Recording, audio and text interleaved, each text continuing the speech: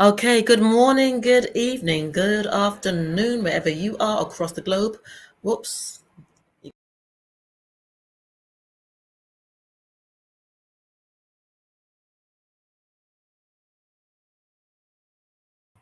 Okay, there I am. Sorry, forgot where I was for a moment. Okay, good morning, good evening, good afternoon, wherever you are across the globe. Welcome to On the Sofa with yours truly, Esther Austin. Gosh, my skin is really pinging today, isn't it? Well, good day to you, good morning, good evening, wherever you are across the globe. Hope you are well. What a week have you had? What a week I've had. As always, it's been intense, but it's also been very good, very good. So, without further ado, I've got a stellar lineup of guests on the show for you this evening.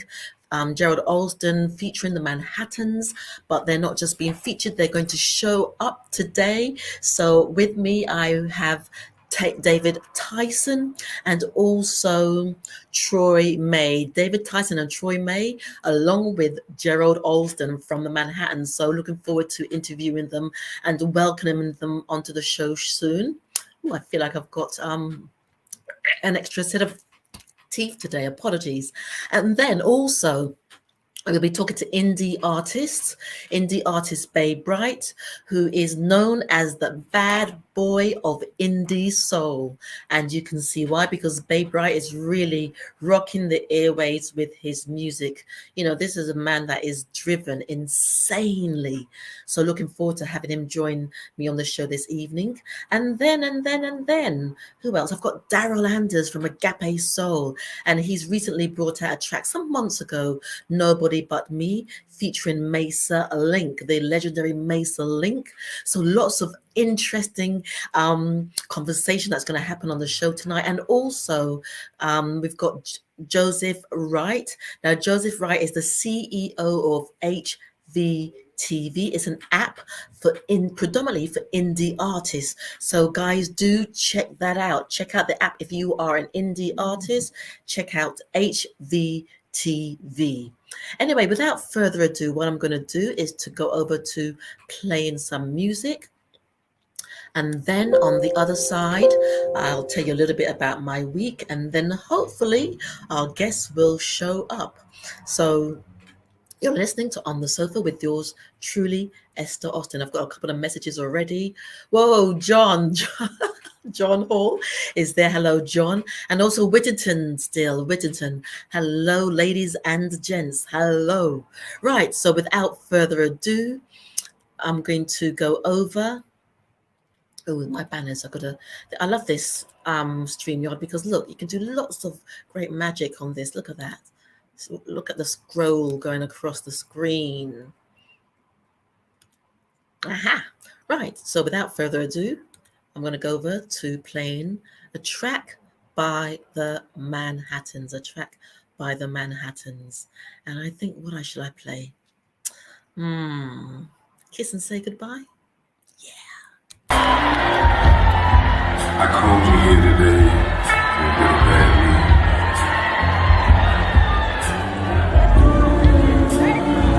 I won't be able to see you anymore because of my obligations and the ties that you have. We've been meeting here every day, and since this is our last day together,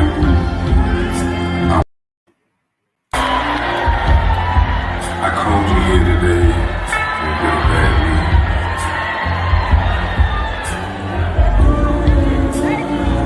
I won't be able to see you anymore because of my obligations and the ties that you have. We've been meeting here every day. Okay. The Pixies are in the house. They don't want to play Kiss and Say Goodbye. Boo-hoo to you. I'm going to try it a little later. As they say, the show must and will go on. The show must and will go on. So by that, you can tell that I will be talking to Gerald Alston and the Manhattans shortly. So, ladies and gents, how's your week been? You know, my week has been incredible as always. Got Gerald sitting there in the wings. Hello, Gerald. You know, lots has happened. A friend lost her mum this week. It was really interesting. And I'll probably share a bit about that with you later. But all I would say to each and every one of you, these are trying times. And I'm going to say this on every show because I want each and every one of you to find tools that are going to support you as we continue to go through an incredible period in time. Tools that will support you in managing your mental health and well-being. It's so important. You know, as you know, the other side of me, the other hat that I wear, I do lots of transformational stuff. I do a lot of energy work, and it takes a lot of talking to individuals. It takes a lot of supporting individuals, and I will continue to encourage each and every one of you to, whether you speak to someone, whether you pray, meditate, whatever it is, reach into your Mary Poppins bag and find something that's going to work for you. And I don't know about you, but there is an energy of lawlessness that I'm sensing on the streets. There's an energy of fear, then there's an energy of despair. But I would continue, as they say in Cinderella, you know, they say dreams do come true, and dreams do come true, even in the midst of all that's happening. And I've taken to watching on Netflix Black Lightning because I believe I'm a superhero. I don't care what you lot say. I don't care how old I am. I believe I'm a superhero. And I say that because we have to keep our dreams alive. And for me, watching Black Lightning reminds me of all the gifts that I can find within myself, all the gifts that I can delve into and pull out and work on, experiment with, expose. So I will continue on every show to inspire you, to encourage you to just follow your dreams. It doesn't matter what's going on the outside. Continue to follow your dreams, because as part of that process, your dreams will help you come through. So without further ado, and I've got some more messages here, I'm going to bring Gerald. John, he says, I love them guys. I've done shows with them, the boss man. Tell them hello. We were in Atlantic together. I will, John, I will. Right, Gerald, I'm going to bring you on. Yoo-hoo! Hello, how are you? I am good. Good to see you always, Gerald. You've grown a bit of a tush. Oh yeah. I like it. It looks good. Thank you. As they say, it looks good on you. Well, ladies and gents, as I say, I'm talking to Gerald Alston today, and David and Troy. Yeah, they'll be joining us. Yeah, they will be. Fantastic. Well, Gerald, now that I've got you on my own for a few minutes, I tried to play the video of Kiss and Say Goodbye with, you know, yourself and the Manhattans, but it's juddering a bit. So I'll try it later. Okay. But if not, I may have to ask you guys to give me a rendition. Is that okay?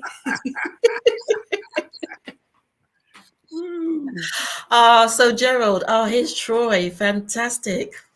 Right, let's get them all on. Let's add him to the stream. All right. Troy. Hey there. How are you? I am good. It's so good to have you on with Gerald, because I've interviewed Gerald on several occasions. It's always been a pleasure. And I've met you once, is it, Gerald, when I was in New York? Yeah. That was a long trip. That was like the train to China. Because I was coming from, is it New Jersey? I think I was in New Jersey. Jersey City. Yeah. So it's a real pleasure to meet you, Troy. You know, you remind me a little bit of the guy that sings with the Whispers.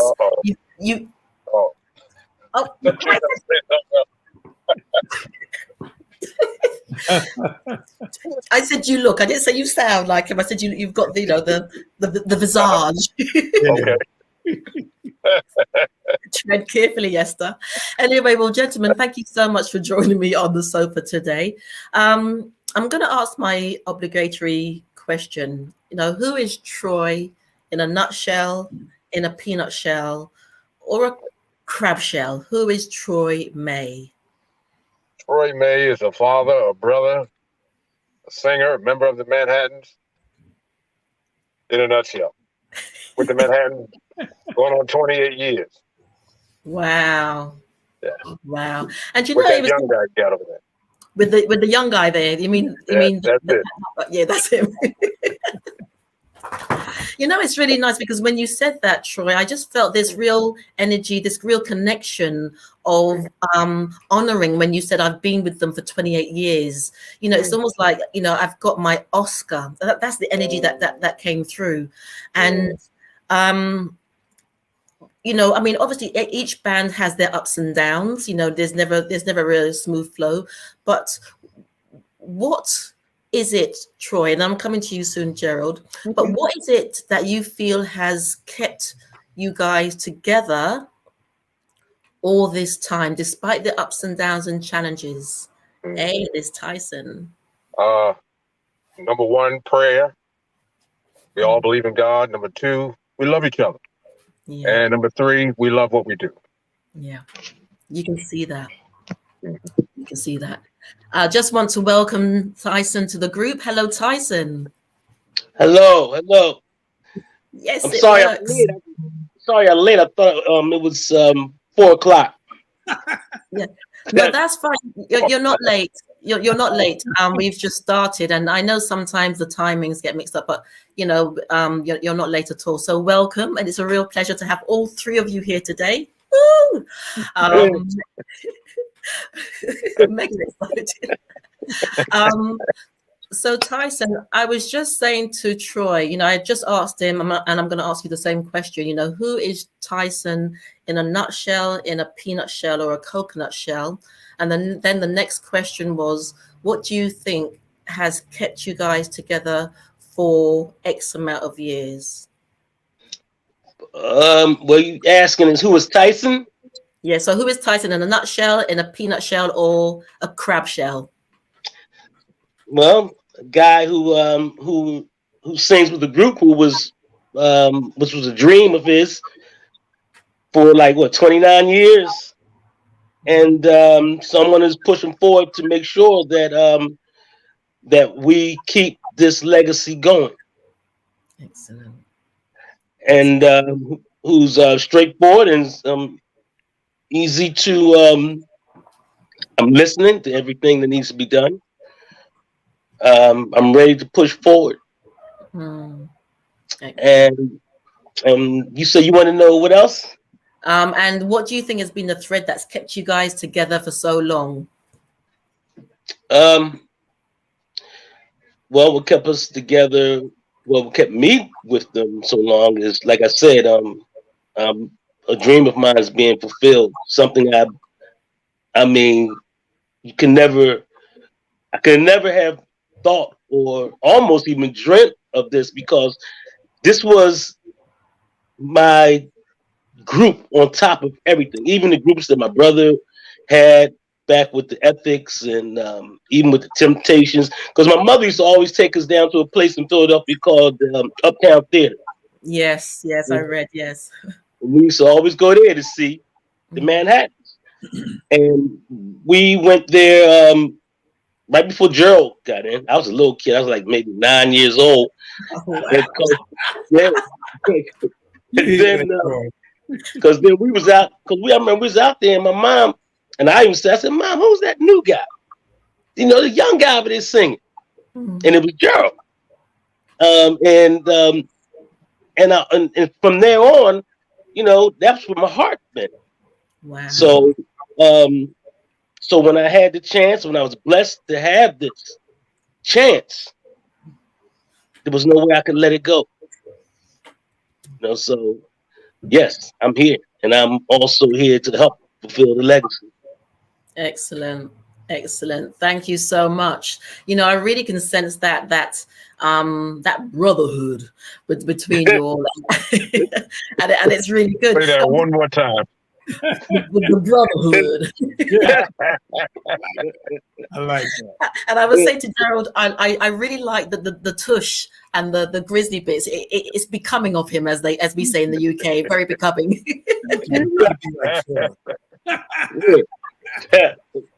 And Gerald, now I'm going to come to you, my dear.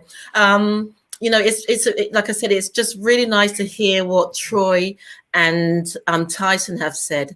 And so for you, just being part of with the Manhattans for so long, but still there's this joy, still there's almost a newness being part of the group or the brotherhood. I mean, what does that mean to you?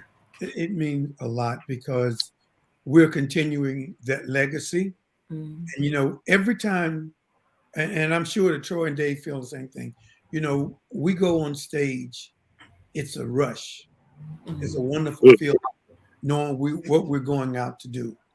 And also is all the years that I've been singing with the guys, it is like who I am. I get a chance to express myself through my songs, through performing for my fans, and as Troy said earlier, most important is God has kept us together.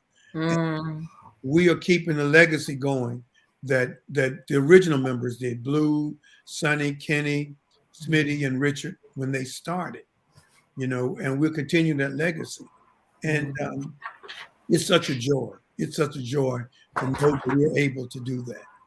Excellent. And I remember the second to last time I interviewed you when I came to New York, and you had just brought out the track. Is it Get It Ready? Get Ready. Apologies. Yeah. And I was teasing Gerald because I'm like, get ready, because I was listening to the lyrics, and I'm like, Gerald, still at your age, Oh yes. And he looked at me and said, "Of course, young lady." So I was just putting his leg, but I say that because he talks about the being on stage and being able to express himself, and I believe it's the same thing for you guys. Being on stage, expressing yourself through lyrics that are about love, that are about passion, that are about sensuality, but also that old school type of love. Does that make sense? Yes. Yeah, who should I address this to? Troy, let me come to you with that old school type of love. And when you are on stage and when you're performing, where do you go?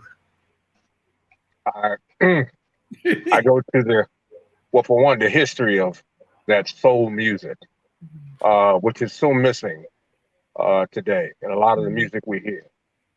Most of the music we hear today, and I say this often, is basically tunes. There's no real deep love songs. And, it's a difference between a song and a tune. A tune is going to last for a short while. A song will last, look at it. Here we are. The group is now, 50 some odd years off of love songs that are still just as strong as they are when they were first recorded. So that's where I go to that deep love, because that's what the song and the lyrics, is all about. And the same, I guess we all go there. Yeah. Okay. I was going to ask Tyson the same thing as well. Yes. Well, the old school songs and the group, we still have a lot of folks that's, my age, a little older, that waits for this, and we have to give it to them when we come. That's what they look for. They come out there in their high top comforts and their Stacey Adams, and a cane, and and so they come out looking for that. So we come out, I may have a cane too. Stacey Adams. What's a Stacey Adams? What's a Stacey Adams? They're old, we call them old man comforts. I still got mine. So I love it. I love it. I come out there, with my little pants, my baggy pants, like I said, Stacey Adams, change the uniform, go out there, and I see everybody out there, with their like I said, their canes and their walkers and gray hair, and and I can't wait to give it to them. You know what I mean? Because a lot of the young folks, they make, they into the other thing. That's their thing. But the blessing is that our thing is still out there. Yeah. People still want it. Yeah. And so we're gonna give it to them every time we come. It's a beautiful thing. I love it. And you know what? In London, we call that old school, and old school is still the rage. Whether that's London, whether that's Europe, they still love the old school. Because when I mentioned, that I'm bringing Gerald Alston and the Manhattans on, people go crazy. And even there's an artist that's going to be joining us soon. He's an indie artist, and I remember when I interviewed him a couple of months ago, and I said, "Who's your favorite band?" He goes, "Gerald Alston and the Manhattans." And I thought, let me see if I can get them on the same platform, because on the last Sunday of the month, I always interview indie artists, but I always try and have a legend on the same platform as me, because there's something about old school meeting new school. And for a lot of these indie artists, you should see their eyes light up when they're on that platform, and they take that away with them. Because 3 months ago, I had Charles Wright from Express Yourself. He was on with 3 female artists. And they were like, oh my God. That really made their day. And it was just nice to have that crossover conversation between old school and new school, and the guidance and the tips they were given to each other. But also just recognizing each other as legends in their own rights as well, which was really, really powerful. And how have you all dealt with, come through? Because the pandemic, this whole thing is still playing out around us.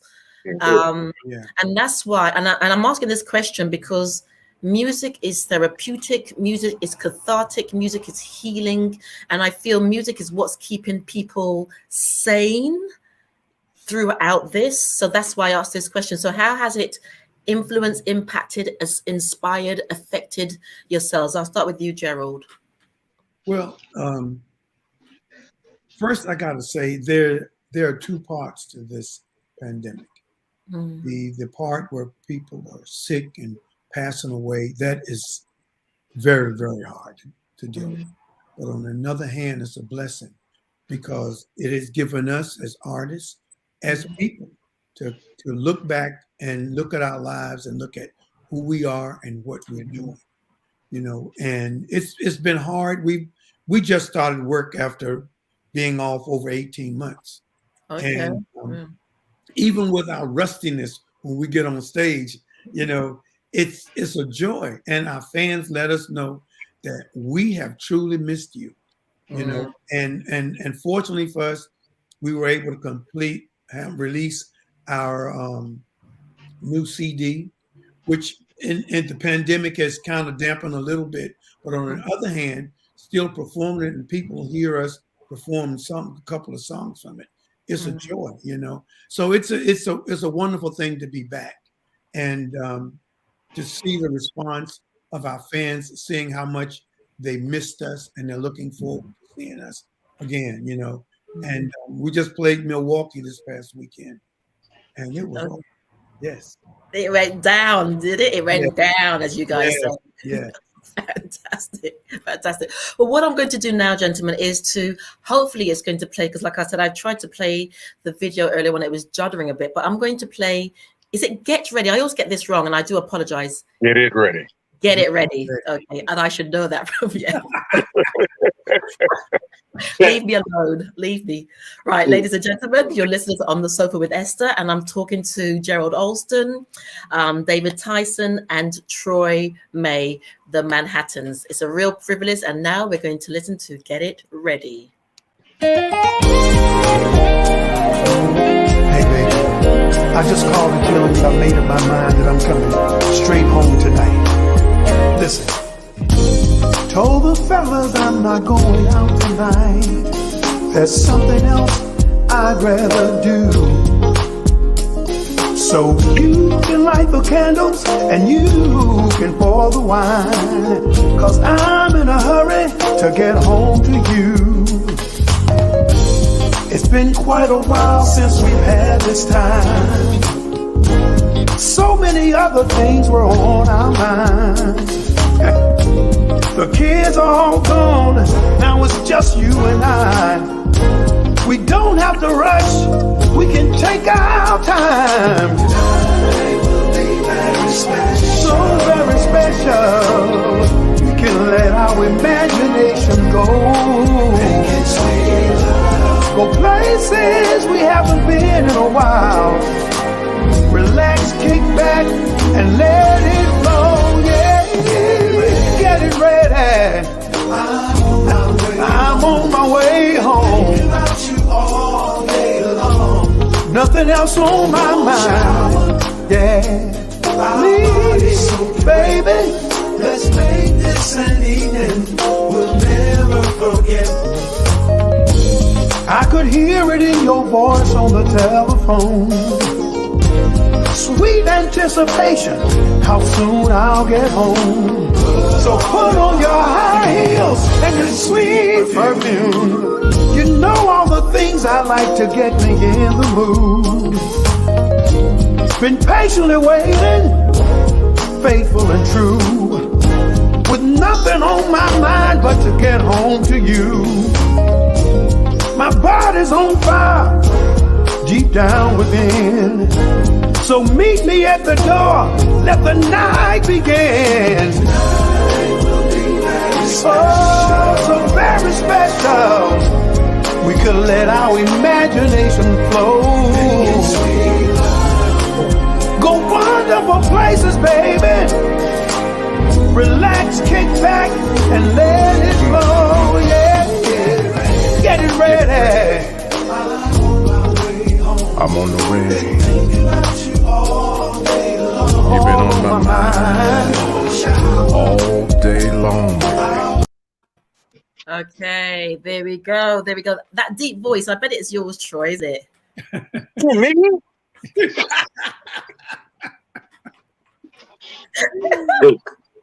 Oh, wow. Love it. Love it. Love it. So is that your latest track that you were talking about, Gerald, or have you got another one since then? Well, our latest track is She's Coming Home.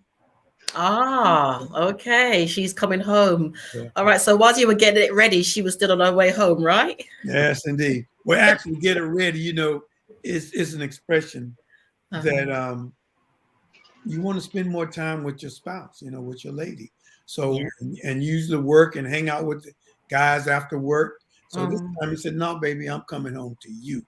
So be ready for whatever when I get there. I'm not going to, it's not after Watershed here. Yes. Excellent, excellent. And the latest track, what is the story behind that? She's coming home. Well, the latest track is like, I can take my lady out. You know, like for instance, like we're performing. I'm just going to use this as a quick example. And she's gorgeous. She walk in the place with me, and the guys are staring and looking. You know, in the minute I go in the dressing room to get dressed to perform, or they pounce. Go to the bar, they start slipping her a number or trying to hit on her or something. And the song is like this, you know, you can hit on her all you want to. You can give her your number all you want. You can talk all you want to. But at the end of the night, she's coming home with me. Woo! Ah! If that was me, Gerald, I'll be walking with my pepper spray, so they wouldn't even have that chance.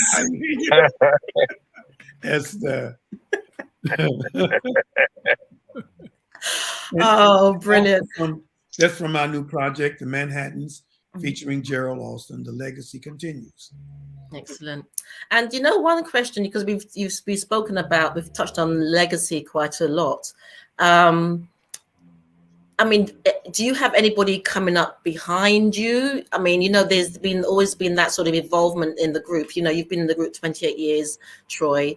Tyson, I think you said you've been with the group 29. How is the group going to, I think you don't know, I'm trying to say evolve. Is there somebody that you think could, you know, maybe step into your shoes at some point? Is there, I mean, if you had to choose an artist, if I put it this way, if there was an artist out there that you would consider to step into you guys' boots, who would that be if?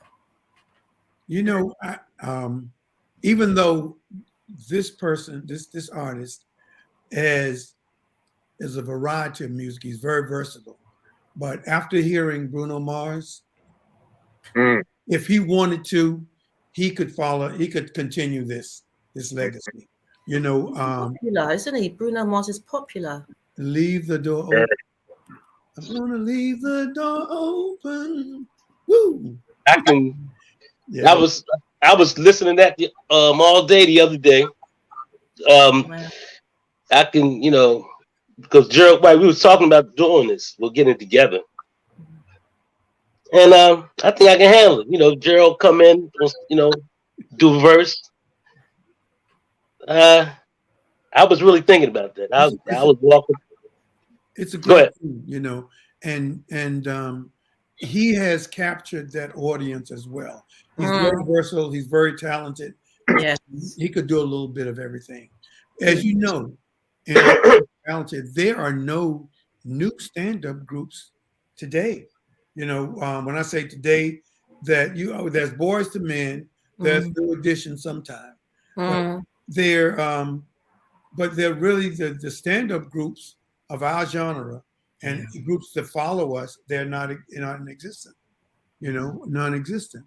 But after watching Bruno Mars with Leave the Door Open, just it showed me that there is a talent. There is a person that could do that if they truly wish, or if they want to go that far, or he has the ability, just like we do, to groom somebody else to come in to follow up. So, you know, and as old school artists, we are so grateful to him to reach back and grab that flavor of music and present it to the crowd today. And as you can see, well, for one, not just Bruno Mars, but everybody in his camp.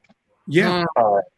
The other guys that are there with him, unfortunately, I don't know their names, but they fulfill that, you know, that continuation of what we come from. And they've proven that audience is still there. Yeah, they are. They are, and a lot of them aren't. You know, as what Tyson said. I mean, a lot of them. You know, you still got that the main old school. But I mean, I was at an event last week in Southend, and they had who was on stage. There was a gentleman called Harry Cambridge. He did an excellent Luther Vandross tribute. He was just off the chain. And then there was Heat Wave. I think there was just one of the original that was from the group, and the rest were, you know, sort of standards, if I may say that. And then there was Lamar Omar and Jackie Graham, one of our legends. And you could see the crowd they love old school. They still love old school, and you know there were parents there with their kids, because you know a lot of the kids are doing samples as well of these things. And there's something about keeping old school alive. There's something about keeping old school alive, and so that's why I asked that question. Right now, I'm going to introduce this young man. I know you can't wait. Did a drum roll. Oh, what's going on? That's so good to see you. You got the mighty Manhattans in the building. What's happening, fellas? What's happening, man? how's it going? Man. Well, I'll introduce this young man. This young man is known as Bey Bright. He calls himself, what do you call yourself? You don't know, Esther. Come on now. The bad boy of soul. The bad boy of indie soul. All right. That's what it is. Hey, Esther, thank you so much for having me. Hey, fellas, she brought me on because, first of all, let me just shout out to the new guys of the group.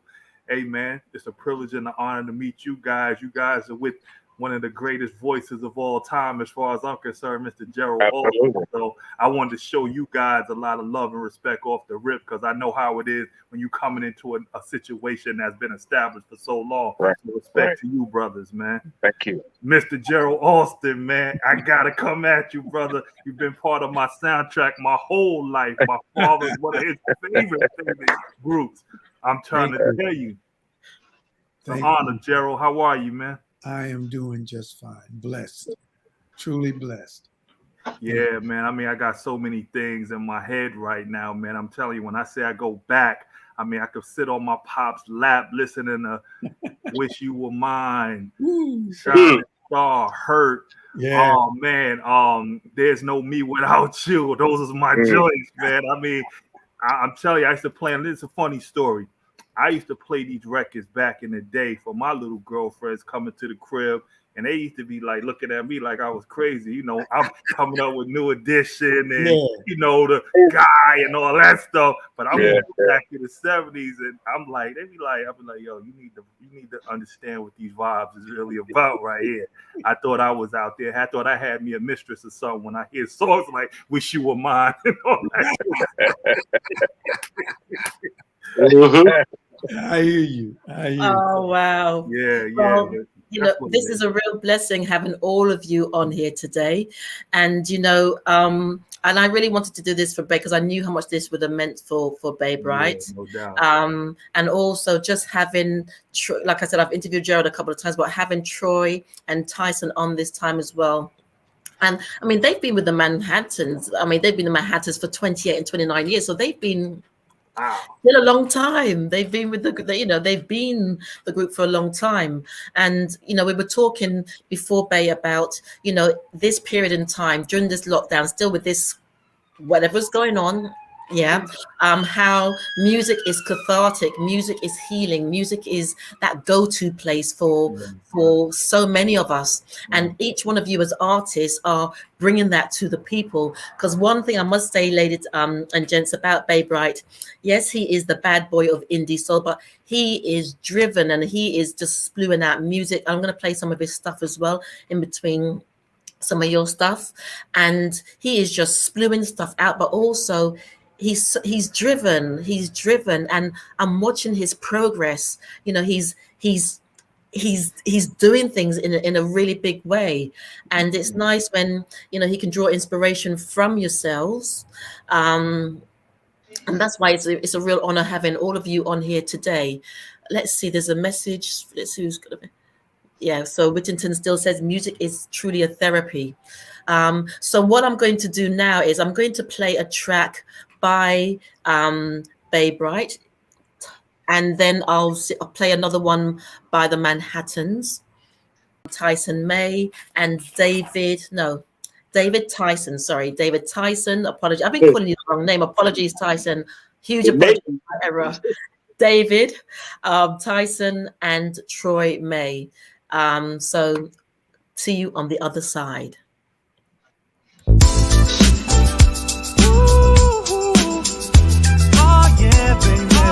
I like the way this sound right here, baby. It's a vibe. Ain't nothing but a party. Bey Bright. Talk to me. Tell me what you're drinking tonight, girl. What you drinking, girl? Anything you want on me. Anything you want, baby. I'm just here to have a good time, baby, and live my fantasy. Let me talk to you, girl. I got a crew, you got a crew, so what you wanna do, girl? The music is tight, the party is right, the night is still young, baby. I wanna dance, you wanna dance, come on and dance with me and party all night long. Party all night long, girl. Hey girl, I just wanna vibe with you, baby. I wanna get to know you, girl. Hey girl, I said I just wanna vibe with you, baby. I wanna get to know you, girl. You're so sexy, girl. You're really turning me on. Girl. Those lips, those hips and thighs, those pretty brown eyes are watching me, baby. So come and get to know me better. I got a crew, you got a crew, so what you wanna do?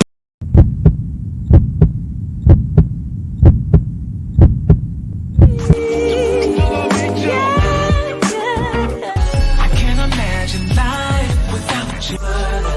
The edge and Been searching for to ride with me. I see trees of green. never let you go. My baby, they call.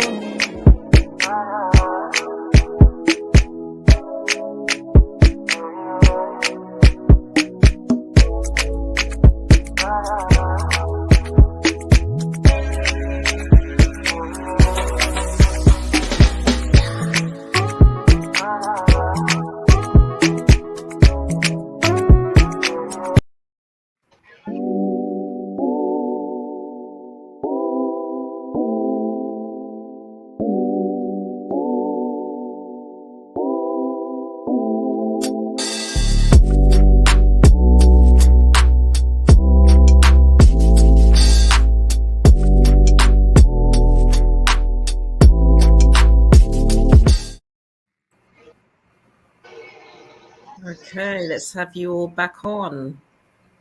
Oh, you're not back on. There we go. Phew. Right. And Troy is back in the house. Troy. Woohoo! Here we go. Oh, this is a real privilege. So this is the other. I think you met Joy before the mini ad.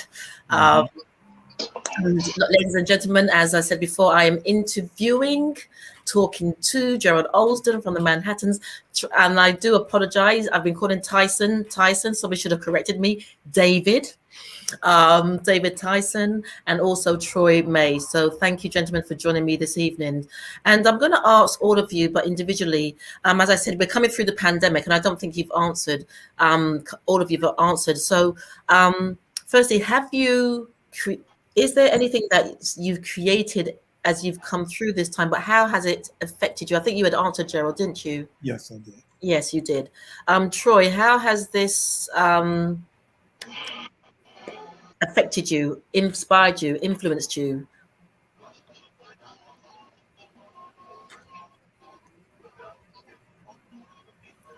He's not looking. Sorry, can't hear you.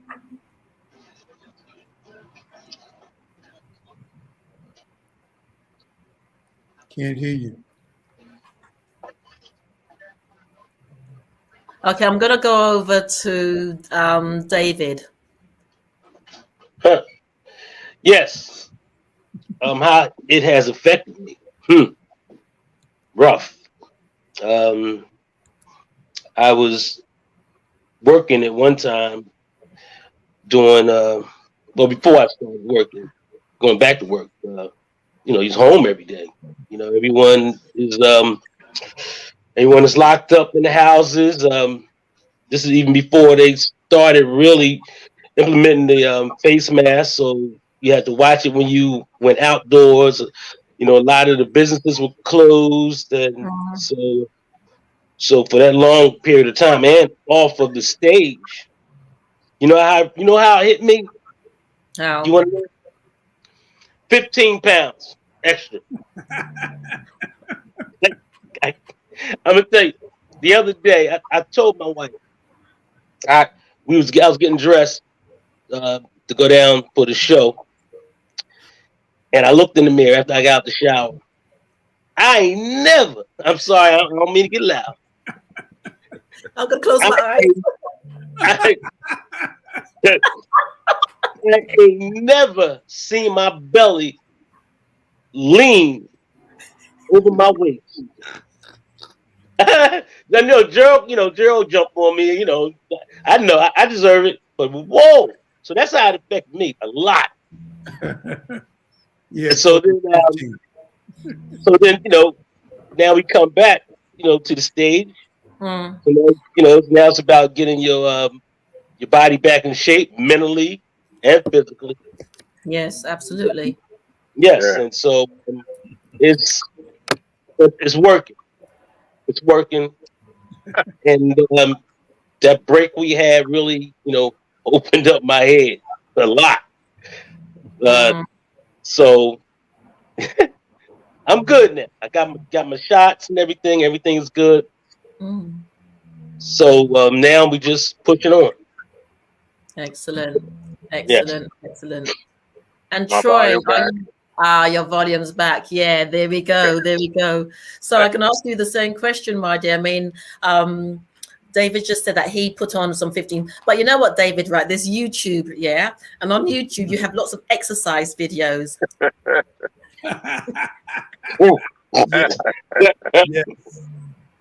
Yeah, I walk more.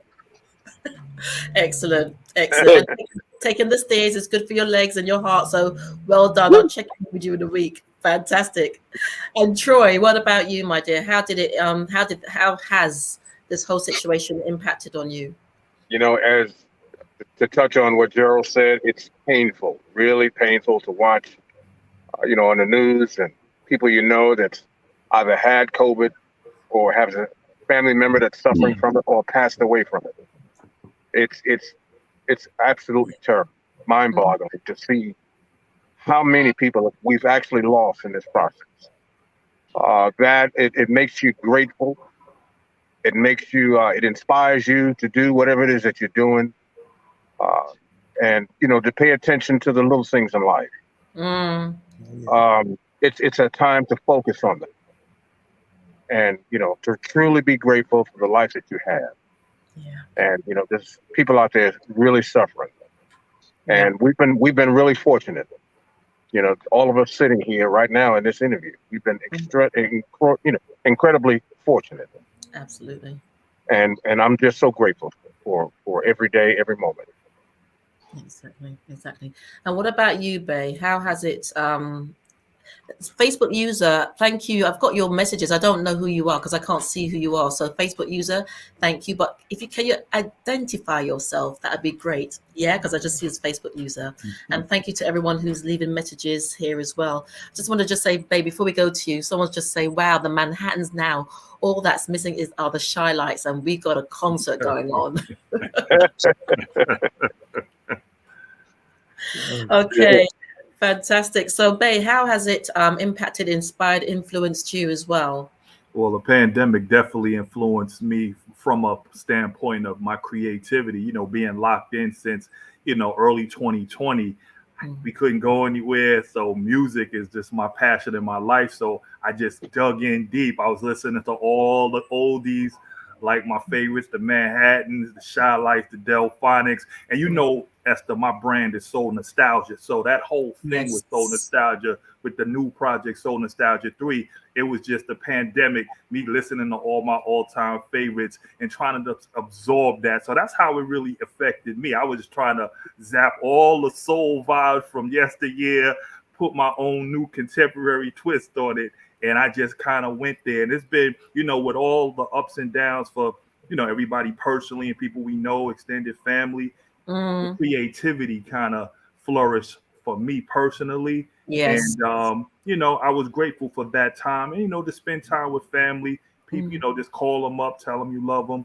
So that's how it inspired me, just gave me more of a vibe and energy to create, take the bull, bull by the horn, so to speak, and just live every moment, man. So hopefully we'll get out of it. I don't know how it is in the UK. It's fluctuating. It's kind of taking another turn for the worse in America as far as the Delta variant, but we'll see what happens.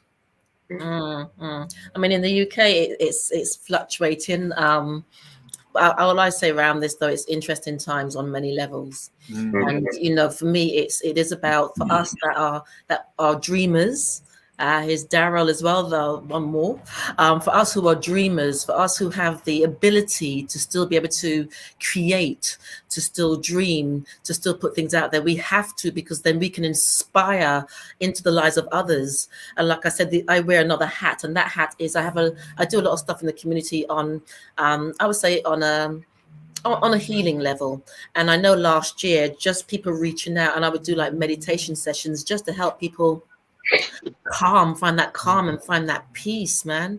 And especially there's a lot of youngsters as well who aren't living with parents, and some of them have been in care, and you can imagine that they so for those of us who have the strength to, it's almost it's imbued within us to stand on that stage, to lift others up or to reach out, because trust me, out there you can see you can look at his eyes and see the madness in the eyes, or there's either the fear or the lawlessness, and you can clearly see that in a lot of people's eyes and energy out there. So Esther, I'm going to add. Esther, can I ask you a question? You can indeed, yes. I mean, I know because I know you probably got to wrap up soon, but I wanted to ask, can I ask Gerald 2 questions I have to ask him? You can indeed. You can indeed. Okay, thank you. I just wanted to be respectful of your platform. Gerald, I just have to ask you this, man, as a longtime fan. I've always, again, seen you kind of with a voice in the 70s, I say, between Eddie Levert, the OJs, Teddy Pendergrass, Harold Melvin, the Blue Notes.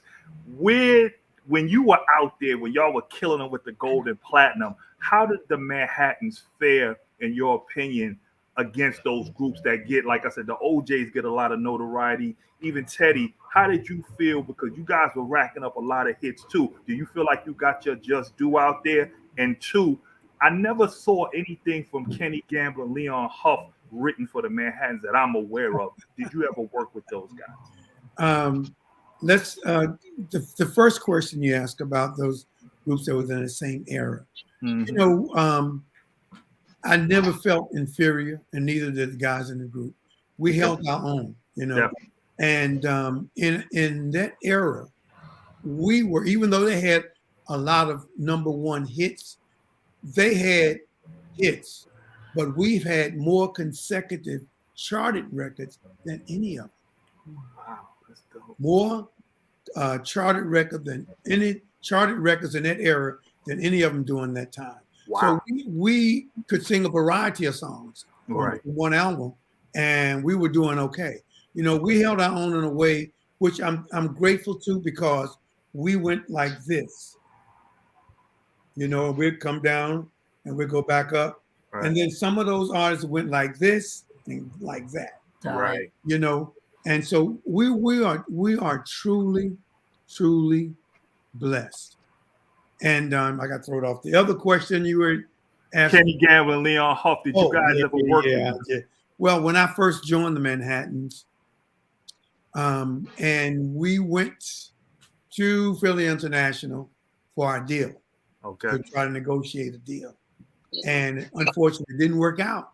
Right. So we went to Columbia Records, Mm-hmm. and we were able to get producer Bobby Martin, and we were able to work with Bobby freely. Nobody was standing over us. So the situation with that worked out better, you know. Mm. Gamble and Huff had a lot of hits. They had a lot of great artists, and they did a wonderful job during the 70s. You know, they were all in, but evidently it just wasn't meant for the Manhattans. You know, so looking at them and what they did a wonderful job, and I can say nothing on other to the opposite of that. But I think it just wasn't meant for us.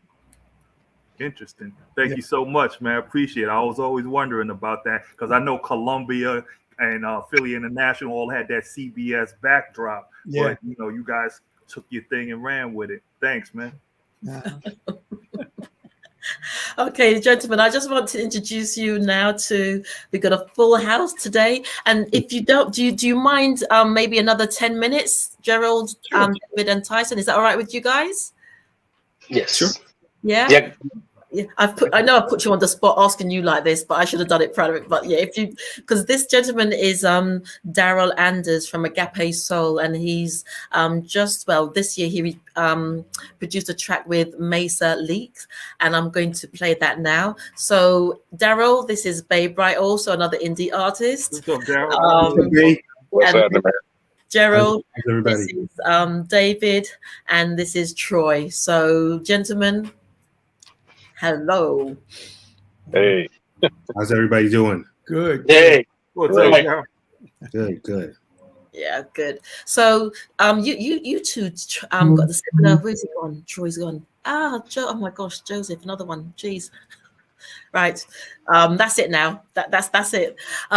So this is Joseph, the last one. This gentleman, he's got a really strong platform. It's a new platform, but it's for indie artists, and the presentation is absolutely fantastic. So guys, do connect with Joseph Wright, because like I said, he's got a really good platform that he can put you all on. So Joseph, this is Gerald Alston from the Manhattans. This is David Tyson from the Manhattans, been with the Manhattans for 29 years. This is Darryl Anders, and this is Bey Bright, an indie artist. So it's a real pleasure of having all of you back on, and I hope Troy can get back on as well. So what I'm going to do initially is I'm just going to play the track Nobody But Me by Darryl Anders and Maysa Leak, and then I will come back and we'll continue this conversation, if that's okay with you, gentlemen. That works. Good. Yeah. Okay, so this is Nobody But Me. Nobody but you.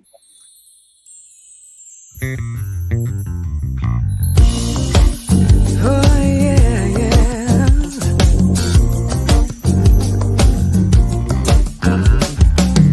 I heard a rumor going round about me. People saying that I wanna be free, but it just ain't true. I don't love nobody but you. People are talking, they're wasting their time, making their business what's yours and mine. They got nothing else to do, 'cause they don't love nobody like you. The sound of your voice still rings in my ear. When you're far away, I feel you right here. And when the world spins out of control, your love is the music that soothes my soul. Nobody but you could make me feel this way. Nobody but you till my dying day. Nobody. Okay, so we're getting a taster of everybody's tracks today on the show. So, after the show, guys, link up with Joseph Wright. Joseph Wright. So, Joseph, just like to say to welcome you as well. It's a real pleasure, and this show is actually streaming on Joseph's platform as well. So, on the Sofa with Esther is streaming on about 4 platforms now. Yeah. So watch this space. So I'm going to ask yourself some questions individually, because I need to include all of you. Now, Darryl, just tell us a little bit about what was it like working with Maysa Leak? Kind of a dream come true. She's one of my favorite singers. I'm a big fan of Incognito, as well as her solo stuff. So, it's one of those things where you ask someone to be a part of your song, and you never know how that's going to go. But she was absolute joy to work with. She sang her face off, and she's truly one of the sweetest people I've ever met in my life. So I feel like I have a new friend, and we're just having a ball with this record. So it was great. Fantastic. And if I may ask all of you, as artists, as musicians, as singers, when you perform, where do you go to? Because like I said, last week, I went to Southend and I saw Jackie Graham perform. I saw Lamar. I saw Omar, Damage. I saw Damage perform. And I was moving solidly for about 6 hours, because I thought I was going to go mad at one time. I thought I was going to fly, because the music was just pinging in my head and in my soul, in my veins. So for yourself as artists, when you're standing in front of a crowd of people, what does it do for you? Where do you go? I'm going to ask David this question first. Wow. I'm sorry, real quick. I'm sorry. I was moving some letters around. Where do we go as artists? Yeah, when you're performing, where do you go? What does it do to you to be up on stage? Because I know for myself, as being part of the audience, I was flipping. It's almost as if I had injecting myself with some stuff. So for yourselves as artists, you know, when you're looking at the crowd and you're giving the crowd your gifts, you're in the moment, what does it do for you? It's like energy.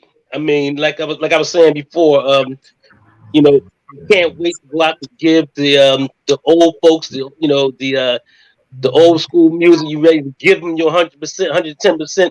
Well, when I'm out there, what it is like when you hear the crowd, when you hear that sound, you know, especially when we before we go on stage, we do a thing called the overture.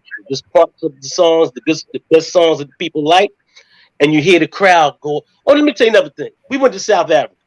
When we went to South Africa, oh my God. Sorry, babe. I ain't want to come home. I mean, look. The crowd. Woo! I mean, it was like they never had it before, and it was a blessing. You know, they always listen to our music. So when they had a chance to listen, I mean, man, I was in tears. I mean, I was bawling. I was in tears because we was giving them what they haven't had, and what they used our songs to help them through apartheid. Okay. And so I know for them to see us there in person singing their song, it was crazy, man. Do I have time to say one more thing? Something funny. Yes, you can. Yes. That's something funny. We had to make it to the van one day, and it was like, oh man, about 5,000 or 10,000 people out there. I mean, Zulus, explosives, and you know, and so Gerald made it to the van, and so the last ones trying to get to the crowd was me and Blue, and so I'm trying to pull Blue, and Blue like, don't let me go, and the fans was grabbing us, and then. Finally, sorry, Blue's hand went like this.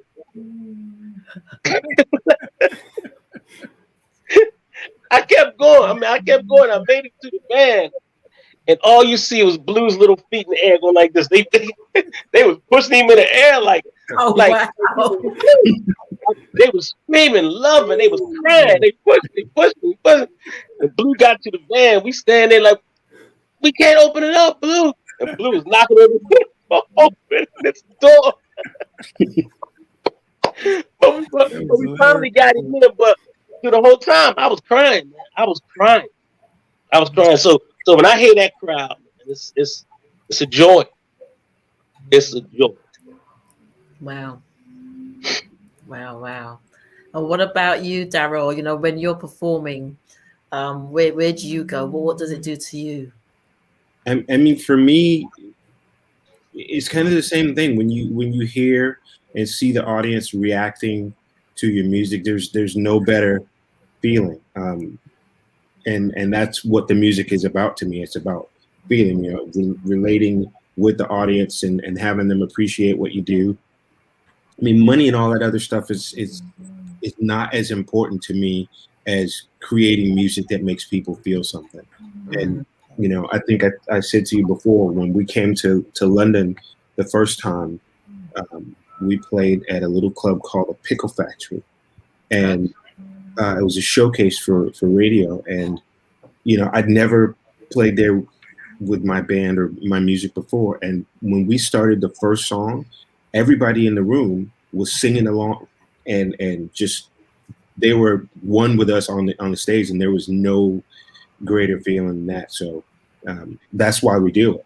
I think, you know, when you know, especially as a songwriter, you want people to appreciate what you do and to relate to what it is you're writing or singing about. You know, it's you know, it's a sharing process. So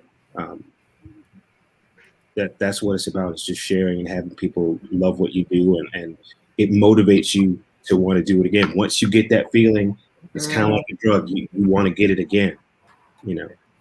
Brilliant.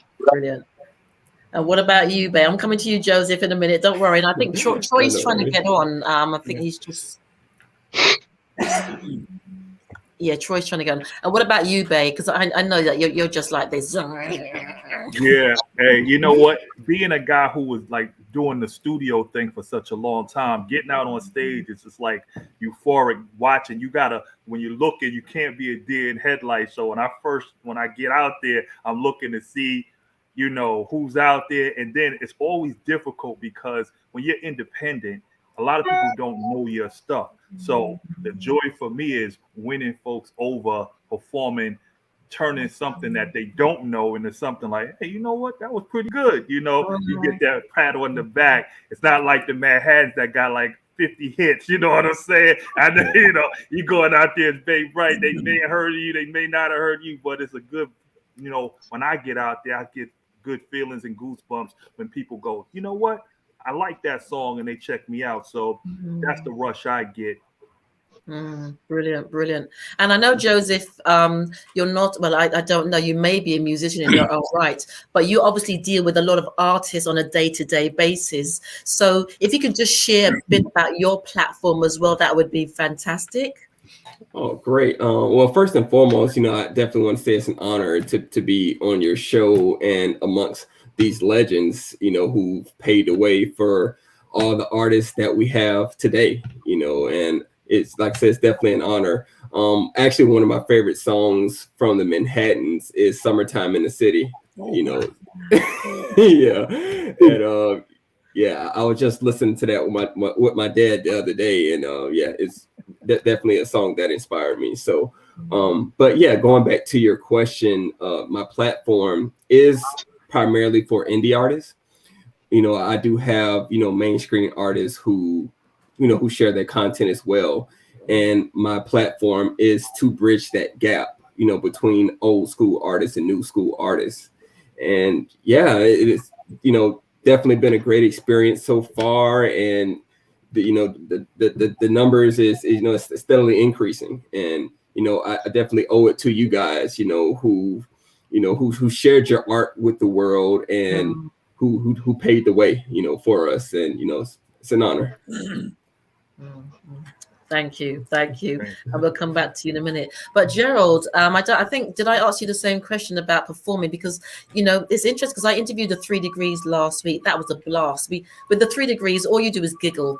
You giggle, you stop giggling. And then especially Valerie, I had to warn her a couple of times. Don't say anything because she just comes in with the most darkest thing and it just takes you. But then there's just humor that they all have, and there's togetherness, and that togetherness is what I see with yourself, Gerald, David, and Troy. That you can clearly see a togetherness. Yes, you have your ups and downs, that's life, but there's a togetherness. And you know, it's not just your faith, but it's the music. But also what I love about all of you guys as well is it's about sharing your gifts. You know, sometimes you speak to people and it's almost like you're holding on to your gift, man. You're supposed to gift it. A gift is a gift. You're supposed to gift it, give it. And in a way, it's almost sacrilege if you hold on to it like it's mine, like you could control it. It ain't yours, man. You know, you've been given that gift to give and to speak into others' lives. And like I was saying, especially throughout this whole time, you know, there's so much going on outside of in the UK now, there's this thing about gas rises and also petrol. We've got petrol shortages because they don't have drivers. And so people are queuing up. I mean, my sons have been trying to get petrol since yesterday and it ain't happening.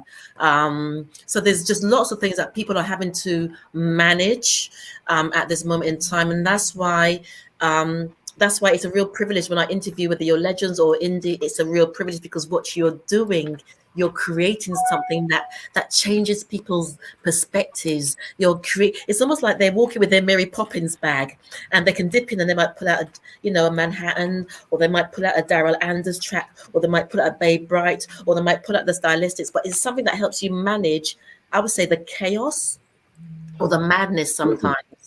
You know, you guys contain it, and then sometimes you could just exhale and say, yeah, I'm ready to face the world. You know, seriously. So what I'm going to do now, I'm going to thank you for the message by Tony Jazz, by the way, to Bey Bright. Tony Jazz has also said hello to Darryl and the Manhattans.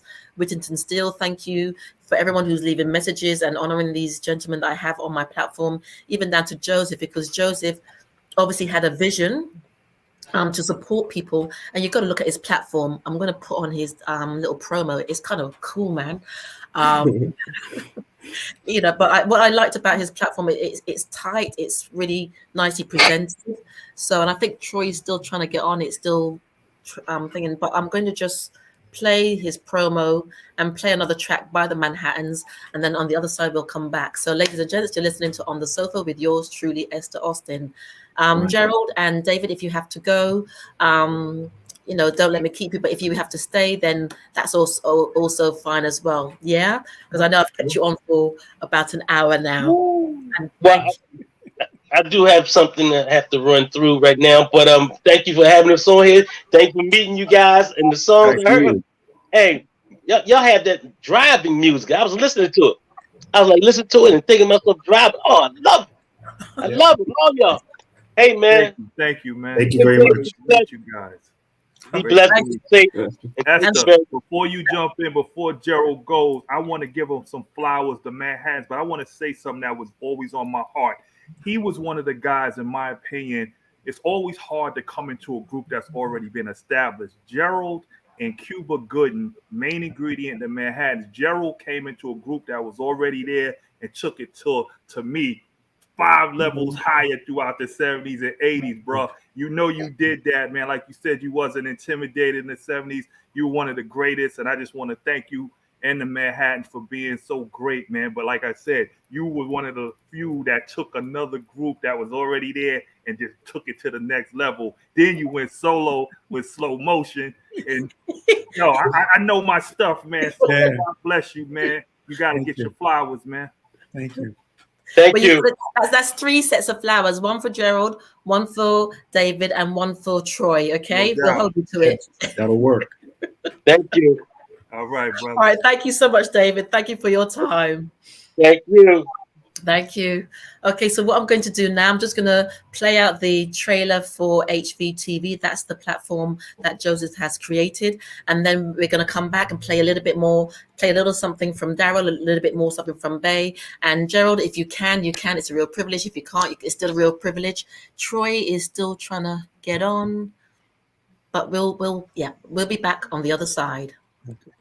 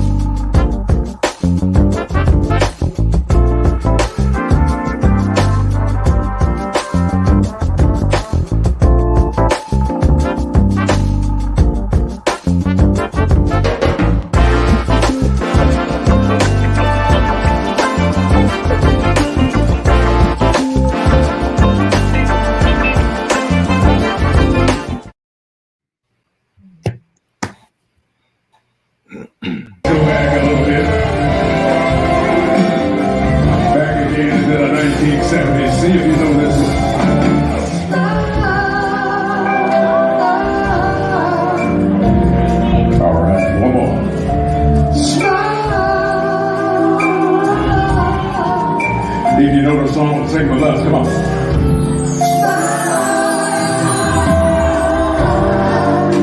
Upstairs, let me hear you.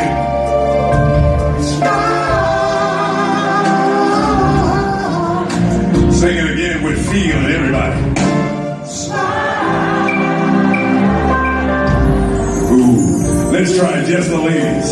Come on. Man, that's sweet. One more time, ladies, just for me. Come on. All right, fellas, your turn. Just the fellas. Come on, man. That's only 12 of you. Come on, fellas. That's a little bit better. Help them out, ladies. Everybody. All right, let me tell you a little story. You know, let's go back to 1976. How many of you remember 1976? All right.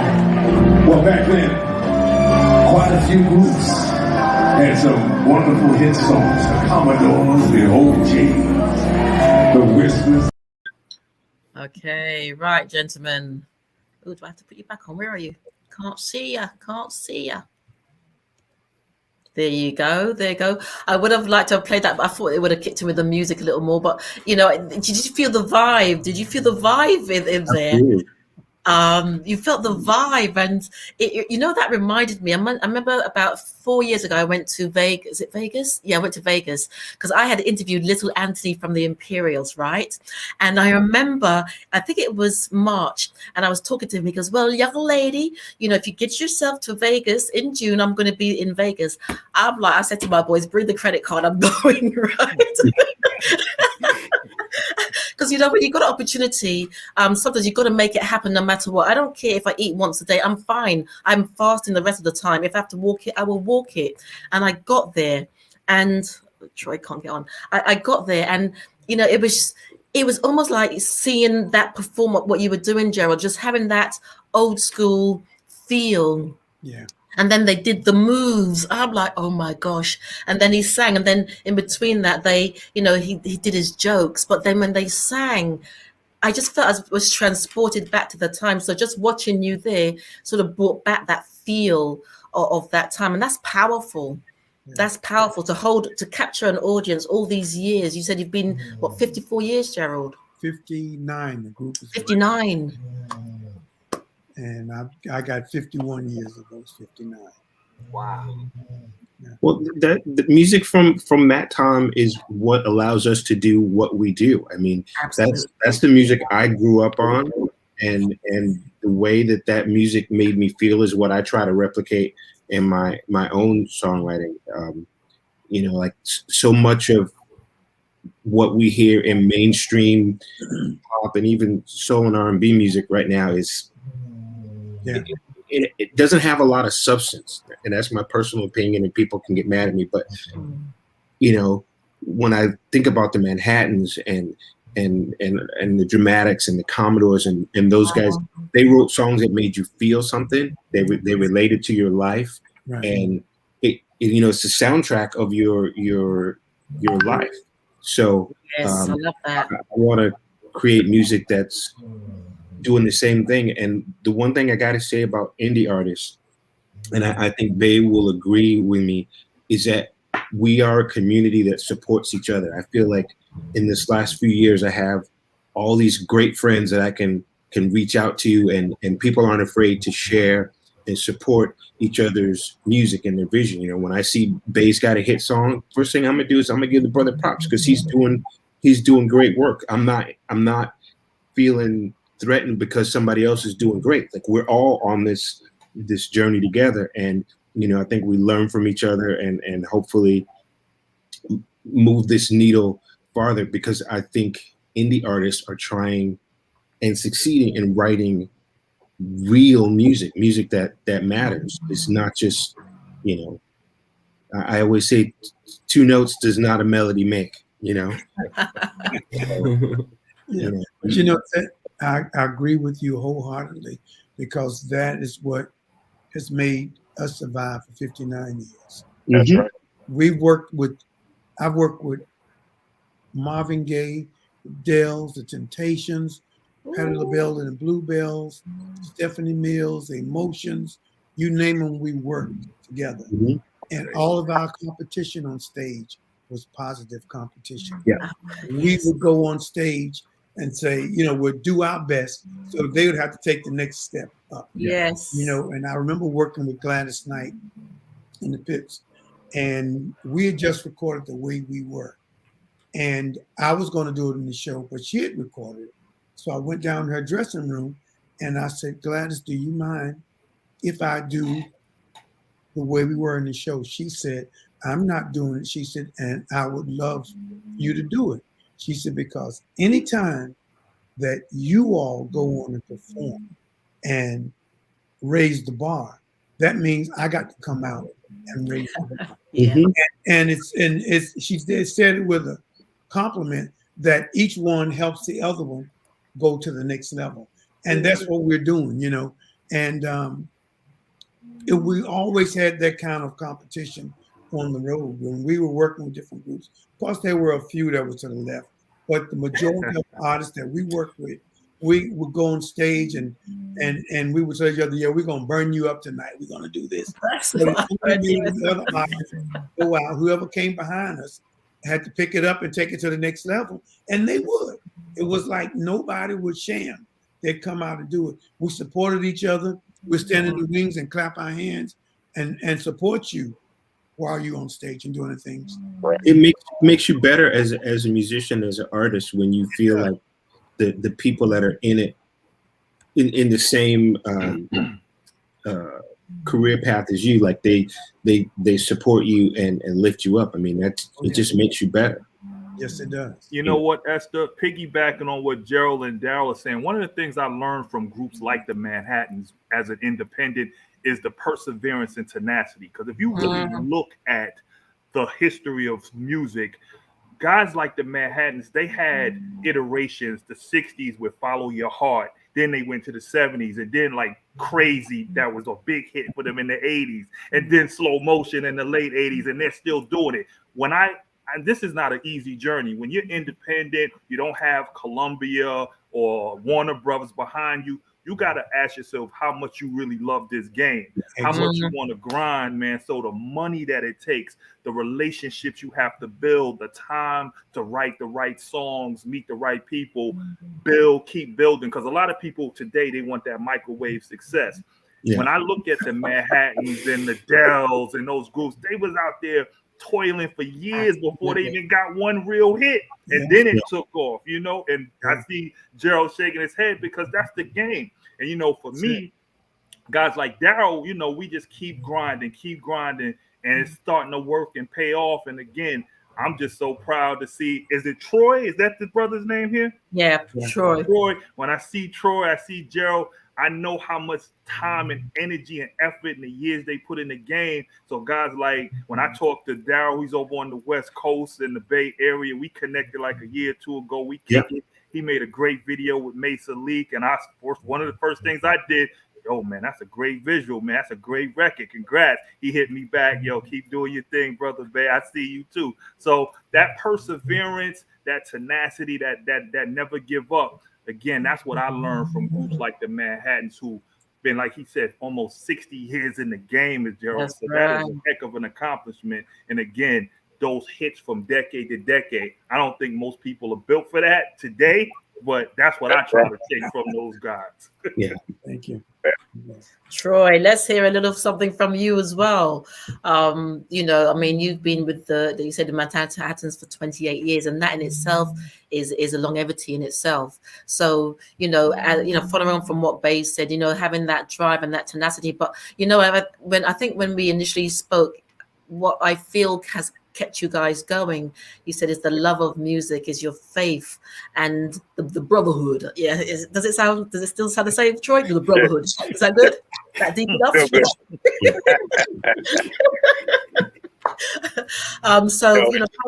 Following on from what Darryl and Bey has said, what's your take on that thing, this whole thing of perseverance? Because I know yourself, Joseph, as well. People like us who aren't really necessarily in the, but it's just like, So Troy, it's a love affair. If you truly love what you do, you can't help but do this. You can't help but stay in the grind. Before Blue passed, he was, there were moments where he was really frail and sick, but he still went to the stage. And it was amazing to watch him walk that path to that stage, knowing he didn't feel well. Sometimes he was backstage and he would tell Gerald and I, look, I'm not feeling well or whatever. Or I feel like I may not be able to stand the entire show. And he'd still come out there and do that show because it's in your blood. This is what we've been doing for so long. Mm-hmm. Me, 28 with the group, Gerald over 50, Blue, 60 some odd years. You can't help it. And when you're out there and what you get from that audience, to be honest with you, you're making love to the audience. That's what you're doing. It is a true love affair. And you look forward to that. And the more you get from that audience, the more you want to get. Yeah. Mm-hmm. So you are truly making love to that audience. Wow, that's a good way to put it. It's one thing that I like to say that I carry with me all the time. And this is something that a lot of the young artists need to learn to be humble and to accept. Oh, yeah. Realize that you aren't doing the audience a favor by performing for them. They're doing you a favor by coming to see you perform. So you're supposed to put it out there and give it to them each and every time. And that's what keeps us going, because our fans keep coming, and giving us that opportunity to show what we can do, Right. And that's something I always carry with me. I always carry that with me. That's well, Facebook fans and Instagram likes don't buy tickets. They really don't. Right. That's a false equivalency. Like they're not buying your record. They're streaming your record. They're not coming up to your shows necessarily, and that's how you know what people think of you when they spend their hard-earned money to come see you. You owe them the best that you got. Right. That's right. Because you wouldn't be there otherwise, and that's why I think you have to work harder to put together the best show you can do. I hate seeing, I'm all for communicating with the artist, but when you see an artist that's talking more than they're performing, it's like I came to hear the song.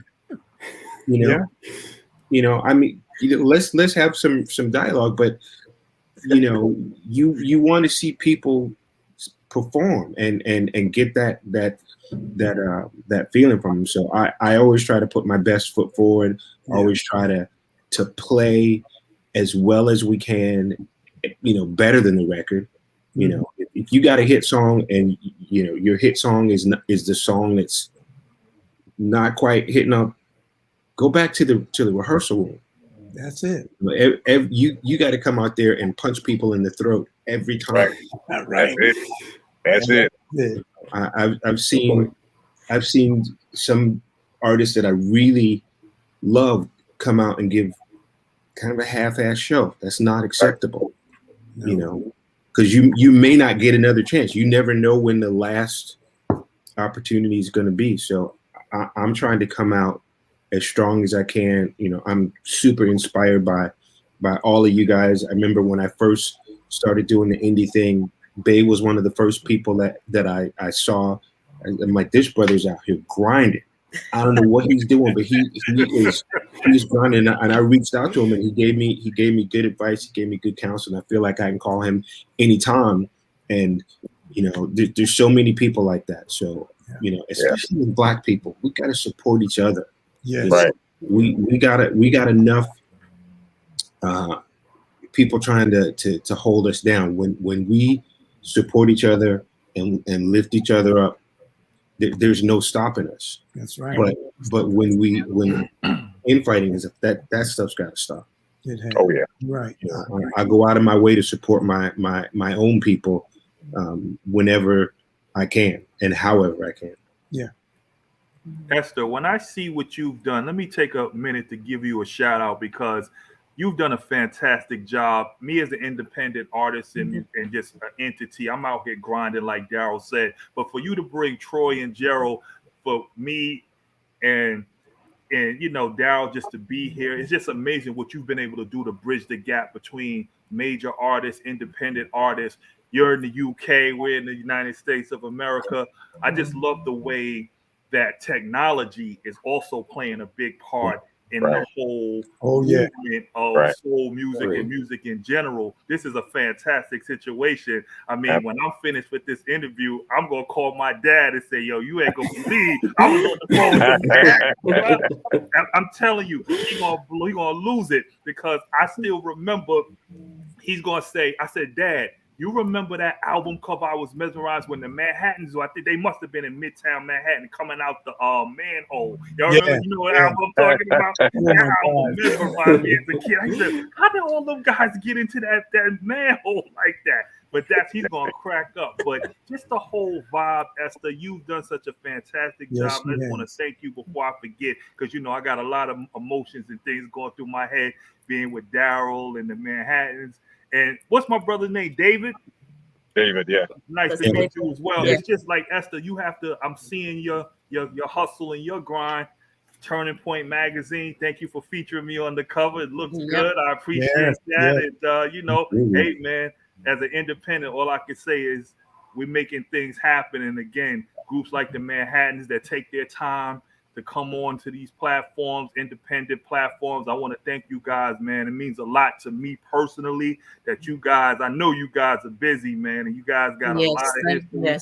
It feels good to be able to say, hey, at least I'm on the right path, and I got to meet Troy and Gerald Alston from the Manhattans. I got my man Darryl. You doing big things over there. I'm looking forward to your platform as well, David. I'm sure we'll talk behind the scenes. Joseph.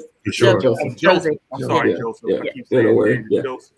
Yeah, man. So again, Esther, thank you so much, because you're doing a hell of a job bringing all the artists from coast to coast, country to country together. So keep doing what you're doing as well. Wonderful. Thank you. Thank you. Yeah. He said a mouthful. I couldn't have said it better, but thank you. Thank you. Thank you.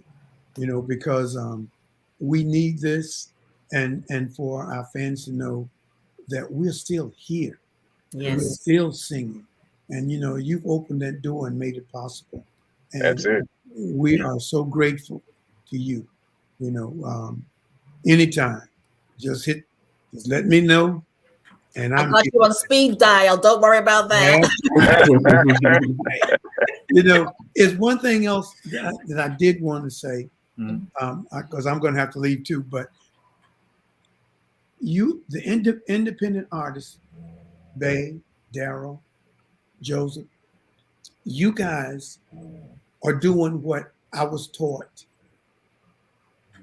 And the difference is that now you have social media. Right. When I first got with the Manhattans in 1970, we were just signed with Deluxe label. And we met this promotion person. His name was Bob Rowley, one of the best promotion men I've ever worked with. I mean, I worked with a lot of people, and they were all good. I'm not taking anything from them, but I learned more from him than any of them. He told us, he said, fellas, the best way to sell the Manhattans, you don't have money to do what you have to do to pay whatever was going on in that era. He said, you got to sell yourself. Yes. He played every juke joint you can think of, from Atlanta, Georgia, down to Tallahassee, Florida, down to Miami, over to Mississippi, Alabama, Texas. And just from playing in those places, we played those small little towns where people would come and pay $2 or $3 to see us perform. Literally juke joints. And we did that for years, up until 73, 74. And when we released Kiss and Say Goodbye, just before we released Kiss and Say Goodbye, we had the opportunity to play with James Brown. Every year at the Atlanta Braves Stadium, he would do a Labor Day show. And we performed there with him. And it was the year the Kiss and Say Goodbye came out.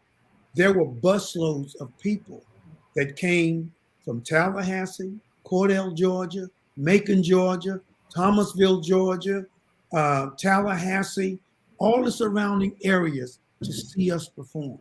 And when we talk to different people, because we had a meet and greet and we had a chance to talk to some of those people, and they were saying, we took a bus up here to see you. We got a bus load of people. They said, because you came and supported us and played these little bitty clubs and gave us your music and shared your music with us. So now it's time for us to give back to you. Wow. And it made me feel good. And this is what I'm saying about you guys. You guys are doing it. You're doing it yourself. The best way you can make it to the top, I don't care about nothing else. You got to sell yourself.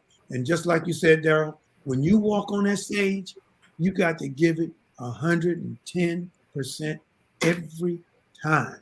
You said something, Bey, about selling a song, a new song. If you go out there and you sell that song right, whether anybody heard it or not, if you go out there and you sell it right, you're going to get some response from it. Yeah, being right. If you're singing songs that people performing songs that relate, vibe, and the song with Maysa, the minute I heard it, it took me right there. So I know what it's all about. So when you perform songs like that, that grab the audience, great hook, great lyrics, and you give it to them the way you're supposed to give it to them, with your heart and soul, there's no way in the world that they can reject it. Yeah. You know? Hey, girl, I gotta say, Kiss and Say Goodbye is one of the greatest songs ever written. That song came out when I was in maybe a freshman in high school. I didn't know what that feeling was like in real life, but man, it's like somebody just reached into my soul. That is a amazing song. It's one of the songs that made me want to be a songwriter. Thank you. You know, songs, write songs that just touch people's hearts. You know, Blue did a wonderful job with that song.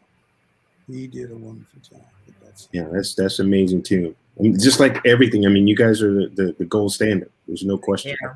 Thank you. And do you want to do Do you want to harmonize something before you go, Troy and Gerald? I don't know if it's not in sync.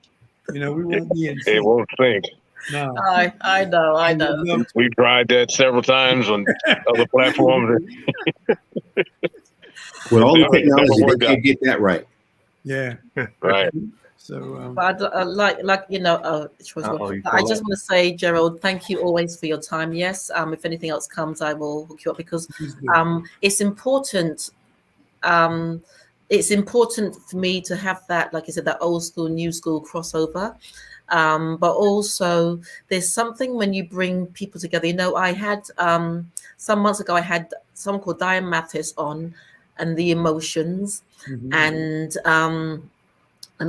Lloyd G. Williams, who was the original voice of Shout. For some reason, I got my times wrong, and they all showed up on the inside together. And I brought them on, and you should have just seen the acknowledgement, the honoring there. The oh my gosh! And also when I had the Whispers, the Ebonies, Jimmy Thomas, who used to perform with Ike and Tina Turner, and who was it? Yeah, the Whispers, the Ebonies, Jimmy Thomas, and it was like the Ebonies. After their session, they wanted to stay on, and they were like, man, to the Whispers, when you come to Philadelphia, then the Whispers was saying to Jimmy Thomas, man, what was it like with Ike and Tina Turner? And I just sat there, I was sweating because you can just see this, legends honoring each other, but also and understanding the journey. And then another one where I had on was and it just went down a storm. I think it was with Sister Sledge, and I can't remember who else, but it was just this platform of everybody just recognizing each other, honoring each other, and saying, yeah, we'll support each other. And so even with Joseph, what Joseph has done has put that platform for both indie artists as well as established artists. So if you can tell us a little bit more about that, then I'm going to go over and play I'm going to play another track by Bey, He Can't Love You. I've also got one of your old ones, Darryl, Believe in Love, because I was listening to that from 2015. First record. So yeah, but just tell us a little bit more about your platform, Gerald. Whenever you need to go, then thanking you so much. And I'm gonna see you in the States again. It's gonna be a little easier to get you this time, right? Because I'm flying in. Gerald, thank you so much. I know you about to drop off soon. It was an honor and a privilege, man. You made my day. Esther, thank you for bringing this to fruition for me, man. You're one of the greatest of all time. Still out here doing it, man. I'm in the DMV area, so when you come back to the Birchmere, wherever you guys, I know you were here recently and I missed it, but I'm going to catch you the next time, brother. October 15th, we'll be at the Birchmere. Oh, that's what I saw. I saw it. I thought I missed it. All right. I'll be there, bro. Thank you, man. Thank you, Gerald. Take care. All right. Bless. All right, I'll be in touch. Take care. God Thank bless. you. Bye. Okay, ladies and gentlemen, there's another 20 minutes before the end of the show. So what I'm going to do now, I'm going to go over and play a track by Bey Bright, He Can't Love You. And then, like I said, there's a 2015 track from Darryl Anders called Believe in Love. Believe in Love. So you're listening to On the Sofa with yours truly, Esther Austin. I have Joseph Wright from HVTV. Thank you, Joseph. Got Darryl Anders. Thank you, Darryl. And I've got Bey Bright. So I'll see you on the other side. No resisto este deseo que me consume, que me tiene encendida. Este fuego por dentro que siento cuando estás cerca de mí. Girl, it's been a long time since I got to call you mine. Thinking how you used to be my girl. It's been a while since you've been gone, and things ain't been the same at home. What's it gonna take to get you back with me, girl? It's so good when we're together, just loving and cuddling, just laying up, doing nothing. It's so good when we were together, no fussing, no fighting. I love her so excited, girl. He can't love you, baby. He can't love you, girl. He can't love you, baby, like I do. He can't love you, baby. He can't love you, girl. Girl, I know that you love me and you want me to.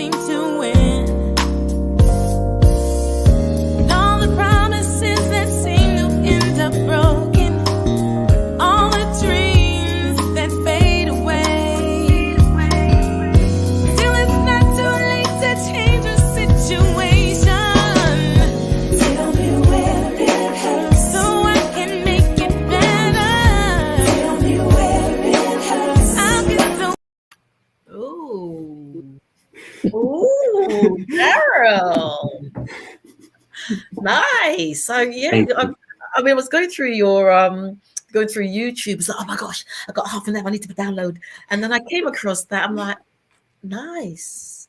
And then nice. Should have kept that going. I was the time because gentlemen, what I would just like to say is, it's just been a real honor having all of you here. And Joseph, I'm going to have just let you say a little bit more as well, because you know about the grind as well. I know about the grind. Yeah.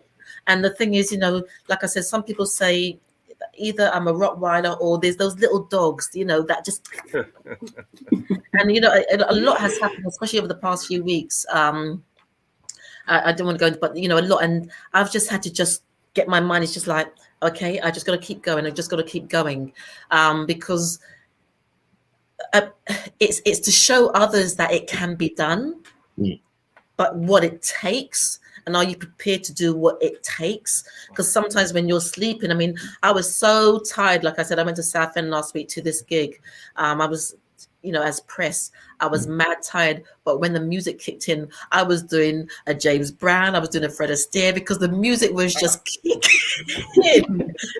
And for some reason, I found the energy just to keep going. And it was a release as well. So, music is therapeutic. So, Joseph, we've got literally about 10 minutes left. So if you can just share a bit more about your platform and how artists can come on and contact you, all those wonderful things. Yeah, absolutely. So my platform's HVTV. It's a platform for indie artists of all ages. Like I always tell my artists, it's the cathedral for music artists, and just basically, just building that platform where we can all share our content. Whether you're old school artists, new school artists, and even on the sofa, with Esther, she's able to share her content on my platform as well. So it's basically that community to where we can all come together and just be about music, and the platform is available for Apple and Google Play Store. So, you're able to download that and set up an account and, just enjoy the music, and like I said, it's for all ages. And, I'll be more than happy to, give you guys some more insights, after we get off the show. And website to learn more, you can check me out at www.humblevibeproductions.com. And yeah, it's a great opportunity to connect and network with other artists as well. Excellent. I was going to say, one of the things that I find interesting is people, as AgapeSoul becomes more popular and more people see it, people ask me, like, how did you do that? Like, what did you do? And I always tell them the same thing. You got to invest in yourself before you can get anybody else to invest in you. Nobody's going to come up and hand you a bag of money and say, we want to make you a star. That doesn't really exist anymore. And if it did happen, basically you just sold your soul, because you don't have control of your art. So first of all, you have to be prepared to invest in yourself, and the investment is gonna hurt. But through that growing process, you learn so much. I mean, I feel like I grow as a songwriter and a producer on every record. No one is above growing and getting better. And I want to keep getting better, and I want to keep getting motivated by all of the guys that I grew up and listen to, and the new people that are coming out. And we all have our own path. It's a waste of time getting upset because somebody else is doing something you're not. God has a path for each one of us, and you got to follow that path. So I'm just really appreciative of you. Our mutual friend in the UK, when I told him I was looking to expand some things, he goes, "You should reach out to this lady." And we connected instantly, and I feel like I have a friend and an ally in you, and I want to do everything I can to support your brand and your project, just like you were doing for all of us. And the same with you. I'm going to check out your information as soon as this is over, and we just got to keep supporting each other, because nobody's going to do it for us. No doubt about it. I echo that as well. What Darryl just said. It's independence, and Esther, you guys, you're looking. I like the way you want to help everybody, but in a sense, I believe people have to help themselves to get that help, and so I like to be very particular in who I'm kind of affiliated with, like on the sofa with Esther, Turning Point Magazine, top of the line. So I'm honored and privileged to be able to grace your cover, to do these podcasts with you, because again, Darryl, when I see him going number 1, top 5, top 10 consistently, I like to be in that company. And if you can mix that in with the Manhattans, the Johnny Gills, the Stokeleys, because one thing I learned about this game, it's all about branding, man. It's like, I remember a story when I used to be hustling CDs, man. I used to be, in the mom and pop stores. People would say, yeah, that's cool, babe, that's nice. But when they see you on Amazon, Best Buy, the whole energy changed. It was amazing. Now I could be making $7, $8 a record with the mom and pop, only $3 or $4 with Best Buy. But they'll go and all this and bring it to the UK, like the HMVs and stuff like that. But I had to learn a valuable lesson. It was the lesson between, do I want to make just the money and be in the smaller venues, or do I want to kind of balance it out, take a little less on the back end just to have the bigger brand? Because when you're dealing with the psychology of people, human beings, they don't understand business like we understand it. So I had to juggle that.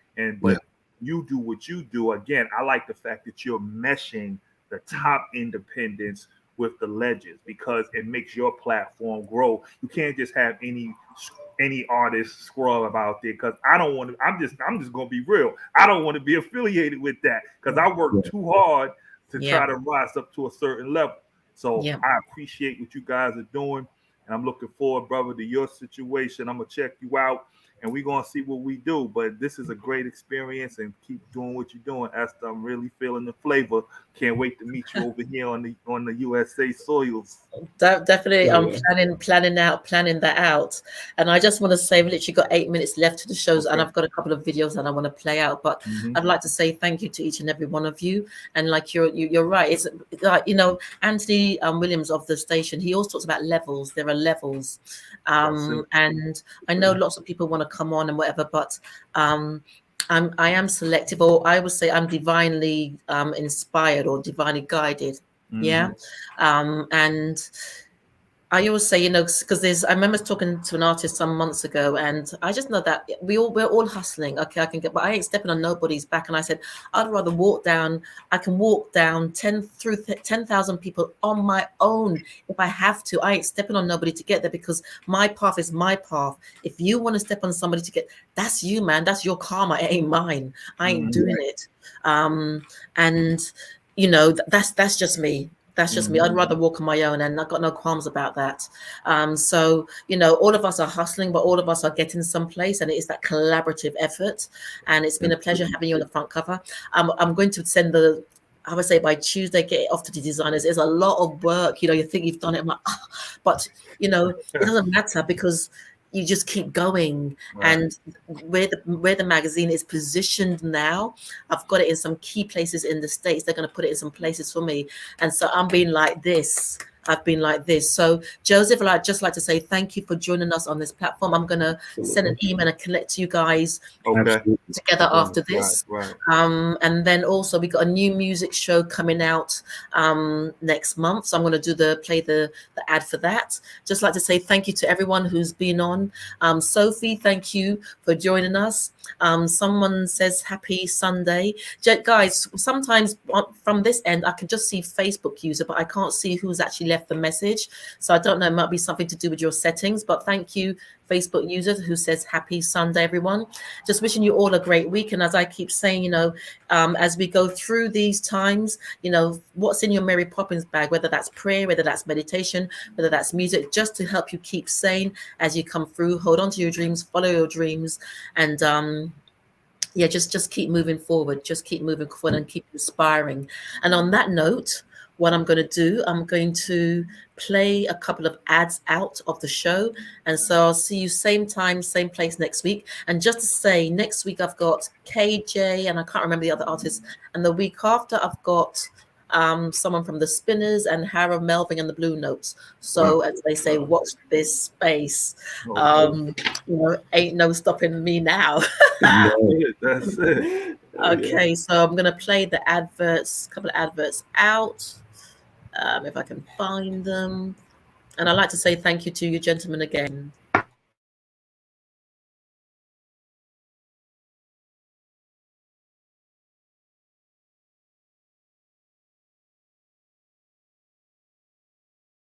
Got me going somewhere else, and you can say that I can try with you. I really hope you're doing well. What we got is too good for distance. These new laws, but somehow, trust me, I got next.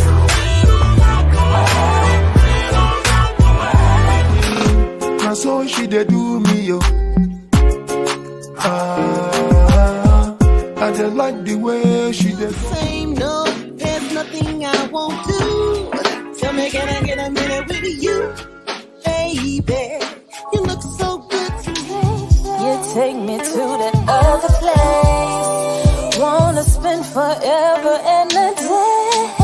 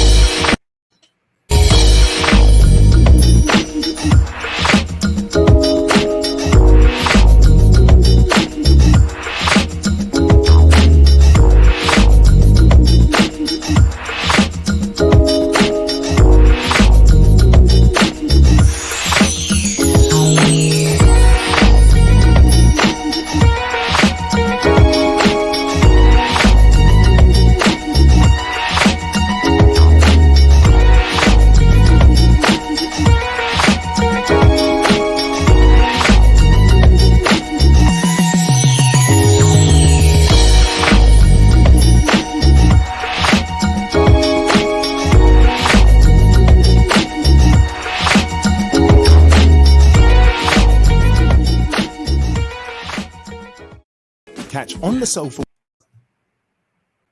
On the Sofa with Esther each and every Sunday between 8 and 10 p.m. GMT, where she'll be interviewing the finest artists from the past and present, garnished with quality music. So that's On the Sofa with Esther each and every Sunday between 8 and 10 p.m. GMT, right here on LN Soul Radio, where Neo Soul, R&B and Chat lives.